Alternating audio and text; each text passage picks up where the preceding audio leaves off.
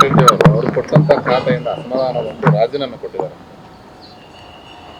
ಮಾಧ್ಯಮಗಳ ಮೂಲಕ ನಾನು ಗಮನಿಸಿದ್ದೇನೆ. ಸೊ ಹಾಗಾಗಿ ಆ ರಾಜೀನಾಮೆ ಅಂತಕ್ಕಂಥದ್ದು ಏನು ನಮ್ಮ CM ಅವರಿದ್ದಾರೆ ಅದನ್ನು ಗಮನ ಹರಿಸಿ ಅದನ್ನು ಬಗೆಹರಿಸೋ ಪ್ರಯತ್ನವನ್ನು ನಮ್ಮ DK ಶಿವಕುಮಾರ್ ನಾಯಕರು ಮಾಡ್ತಾರೆ. ಸೊ ಯಾವುದೇ ಸಮಸ್ಯೆ ಆಗೋದಿಲ್ಲ ಅಂತಕ್ಕಂಥದ್ದು ನನ್ನ ಭಾವನೆ. ನೀವು ಕೂಡ ಹಿಂದೆ ಸಚಿವರಾಗಿ ಕಾರ್ಯನಿರ್ವಹಿಸಿದ್ದೀರಿ ಮೇಡಮ್. ಈಗ 2ನೇ ಹಂತದ ಲಿಸ್ಟ್ ಬರೋದು ಬಾಕಿ ಇದೆ. 2ನೇ ಲಿಸ್ಟಲ್ಲಿ ನಿಮ್ಮ ಹೆಸರನ್ನ ನಿರೀಕ್ಷೆ ಮಾಡ್ಬೋದಾ? ನೀವೇನಾದರೂ ಅಲ್ಲ, ನಾನು ಮೊದಲೇ ಸಚಿವೆಯಾಗಿ ಕೆಲಸ ಮಾಡಿರೋದ್ರಿಂದ ಮತ್ತು ಇತ್ತೀಚೆಗೆ ಒಬ್ಬ ಹೆಣ್ಮಗಳಿಗೇನೆ ಶಾಸಕರಿಗೆ, ಅದರಲ್ಲೂ ವಿಧಾನಸಭೆಗೆ ಆಯ್ಕೆ ಆದಂಥವರಿಗೆ ಕೊಡುವಂಥ ಒಂದು ಸಂಪ್ರದಾಯವನ್ನು ಹಾಕ್ಕೊಂಡು ಬಂದಿದ್ದಾರೆ.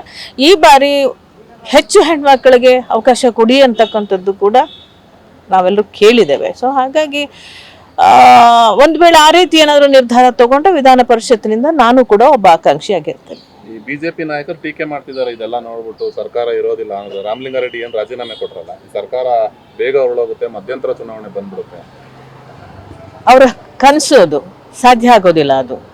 ಯಾಕೆಂದರೆ 5 ವರ್ಷ ನಮಗೆ ಜನಾದೇಶ ಕೊಟ್ಟಿದ್ದಾರೆ, ಮುಂದೆಯೂ ಕೂಡ ಜನಾದೇಶ ಕೊಡ್ತಾರೆ.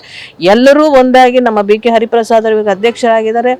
ಸೊ ಈಗಿನ್ನೂ ನಮ್ಮ CM ಅವರು DK ಶಿವಕುಮಾರ್ ಅವರು ಸಮರ್ಥರಿದ್ದಾರೆ, ನಮ್ಮ ಸಿದ್ದರಾಮಯ್ಯಜಿ ಇದ್ದಾರೆ. ಎಲ್ಲರೂ ಒಗ್ಗೂಡಿಕೊಂಡು ಈ ಒಂದು ಕೋಮುವಾದಿ ಶಕ್ತಿಗಳನ್ನು ಈ ರಾಜ್ಯದಿಂದ ಅಧಿಕಾರಕ್ಕೆ ಬರದ ಹಾಗೆ ತಡೆಯುವಂಥ ಒಂದು ಸಂದರ್ಭ ನಿರ್ಮಾಣ ಆಗತ್ತೆ. ನಮ್ಮ ಸರ್ಕಾರ ಬಂದೇ ಬರುತ್ತೆ. ಅವರು ಕೊಟ್ಟಂತ ಖಾತೆಯಿಂದ ಅಸಮಾಧಾನಗೊಂಡು ರಾಜೀನಾಮೆ ಕೊಟ್ಟಿದ್ದಾರೆ. ಮಾಧ್ಯಮಗಳ ಮೂಲಕ ನಾನು ಗಮನಿಸಿದ್ದೇನೆ. ಸೊ ಹಾಗಾಗಿ ಆ ರಾಜೀನಾಮೆ ಅಂತಕ್ಕಂಥದ್ದು ಏನು ನಮ್ಮ CM ಅವರಿದ್ದಾರೆ ಅದನ್ನು ಗಮನ ಹರಿಸಿ ಅದನ್ನು ಬಗೆಹರಿಸೋ ಪ್ರಯತ್ನವನ್ನು ನಮ್ಮ DK ಶಿವಕುಮಾರ್ ನಾಯಕರು ಮಾಡ್ತಾರೆ. ಸೊ ಯಾವುದೇ ಸಮಸ್ಯೆ ಆಗೋದಿಲ್ಲ ಅಂತಕ್ಕಂಥದ್ದು ನನ್ನ ಭಾವನೆ. ನೀವು ಕೂಡ ಹಿಂದೆ ಸಚಿವರಾಗಿ ಕಾರ್ಯನಿರ್ವಹಿಸಿದ್ದೀರಿ ಮೇಡಮ್. ಈಗ 2ನೇ ಹಂತದ ಲಿಸ್ಟ್ ಬರೋದು ಬಾಕಿ ಇದೆ. 2ನೇ ಲಿಸ್ಟಲ್ಲಿ ನಿಮ್ಮ ಹೆಸರನ್ನ ನಿರೀಕ್ಷೆ ಮಾಡ್ಬೋದಾ? ನೀವೇನಾದರೂ ಅಲ್ಲ, ನಾನು ಮೊದಲೇ ಸಚಿವೆಯಾಗಿ ಕೆಲಸ ಮಾಡಿರೋದ್ರಿಂದ ಮತ್ತು ಇತ್ತೀಚೆಗೆ ಒಬ್ಬ ಹೆಣ್ಮಗಳಿಗೇನೆ ಶಾಸಕರಿಗೆ, ಅದರಲ್ಲೂ ವಿಧಾನಸಭೆಗೆ ಆಯ್ಕೆ ಆದಂಥವರಿಗೆ ಕೊಡುವಂಥ ಒಂದು ಸಂಪ್ರದಾಯವನ್ನು ಹಾಕ್ಕೊಂಡು ಬಂದಿದ್ದಾರೆ.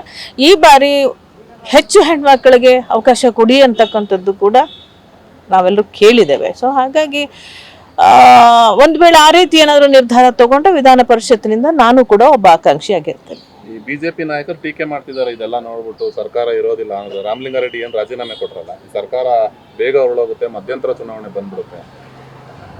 ಅವರ ಕನಸು ಅದು, ಸಾಧ್ಯ ಆಗೋದಿಲ್ಲ ಅದು. ಯಾಕೆಂದರೆ 5 ವರ್ಷ ನಮಗೆ ಜನಾದೇಶ ಕೊಟ್ಟಿದ್ದಾರೆ, ಮುಂದೆಯೂ ಕೂಡ ಜನಾದೇಶ ಕೊಡ್ತಾರೆ. ಎಲ್ಲರೂ ಒಂದಾಗಿ ನಮ್ಮ BK ಹರಿಪ್ರಸಾದ್ ಅವರಿಗೆ ಅಧ್ಯಕ್ಷರಾಗಿದ್ದಾರೆ. ಸೊ ಈಗಿನ್ನೂ ನಮ್ಮ CM ಅವರು DK ಶಿವಕುಮಾರ್ ಅವರು ಸಮರ್ಥರಿದ್ದಾರೆ, ನಮ್ಮ ಸಿದ್ದರಾಮಯ್ಯಜಿ ಇದ್ದಾರೆ. ಎಲ್ಲರೂ ಒಗ್ಗೂಡಿಕೊಂಡು ಈ ಒಂದು ಕೋಮುವಾದಿ ಶಕ್ತಿಗಳನ್ನು ಈ ರಾಜ್ಯದಿಂದ ಅಧಿಕಾರಕ್ಕೆ ಬರದ ಹಾಗೆ ತಡೆಯುವಂಥ ಒಂದು ಸಂದರ್ಭ ನಿರ್ಮಾಣ ಆಗತ್ತೆ. ನಮ್ಮ ಸರ್ಕಾರ ಬಂದೇ ಬರುತ್ತೆ.